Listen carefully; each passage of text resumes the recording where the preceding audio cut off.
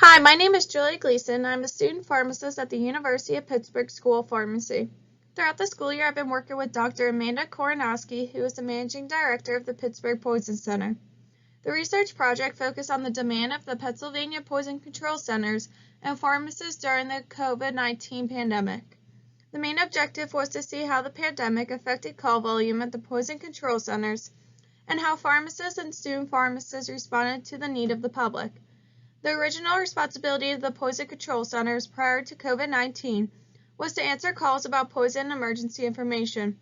They are staffed 24 hours a day with specialists in poison information that provide services like medical consultations and follow-ups at no fee. During the pandemic, the Poison Control Centers expanded their role. They answer questions from the general public about COVID-19 and also communicate with first responders about where COVID-19 cases were present before they were sent to the scene. To begin, we collected data on the call volume from the 67 counties of Pennsylvania from the National Poison Data System from January 3rd to September 3rd of 2020 to look at the increase in call volume. The data was analyzed based off of Governor Wolf's phased reopening plan. In this plan, counties were either in the red, yellow, or green phase, and some of the rules included the following. Counties in the red phase had a stay-at-home order in place, and only life-sustaining businesses were allowed open. In the yellow phase, some outdoor dining was available, and groups over 25 people were prohibited. Finally, the green phase allowed restaurants to have 50% capacity, but groups over 250 people were prohibited. Next, the counties were sorted by urban versus rural. We compared the urban versus rural counties in each phase based on when the majority of the counties entered each phase. Additionally, data sets were pulled from 2019 from January 3rd to September 3rd and from 2020 of those same dates by excluding COVID-19 calls. We analyzed the type of calls in 2019 versus 2020 by looking at various factors like exposure site, case type, medical outcome, and reason for calling.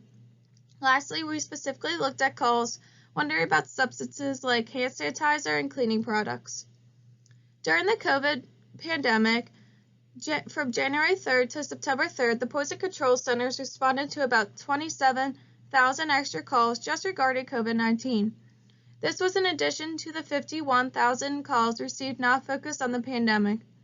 Overall, the Poison Control Centers received a similar volume of calls in 2019 compared to 2020 when excluding COVID-19 calls.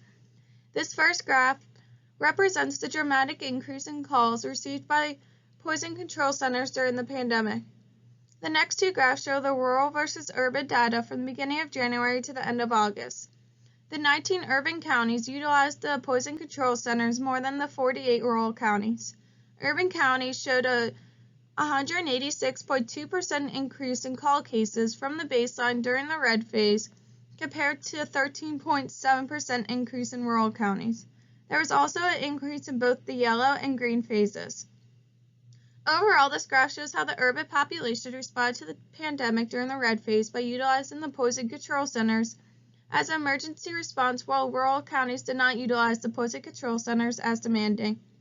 When looking at calls regarding specific substances, the results were significant. Calls asking about cleaning substances, such as household cleaners, increased by 23%, while calls about hand sanitizer increased by 73%. This increase may be due to the accidental consumption or questions about specific ingredients in the products. When looking at other factors from 2019 to 2020, there were not statistically significant results. In conclusion, the biggest increase in call volume was in the red phase. Additionally, data shows that the urban counties utilized the Poison Control Centers as a resource during COVID-19 pandemic, while the rural counties may have underutilized it. Also, there were dramatic increases in exposure substances like hand sanitizer and cleaning supplies, while other factors remained constant from 2019 to 2020.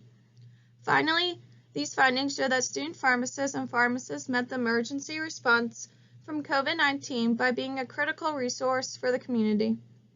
I'd like to acknowledge Dr. Jeanette Trella and Michelle Schwartz at the Philadelphia Poison Control Center for their assistance and support. Thank you for listening.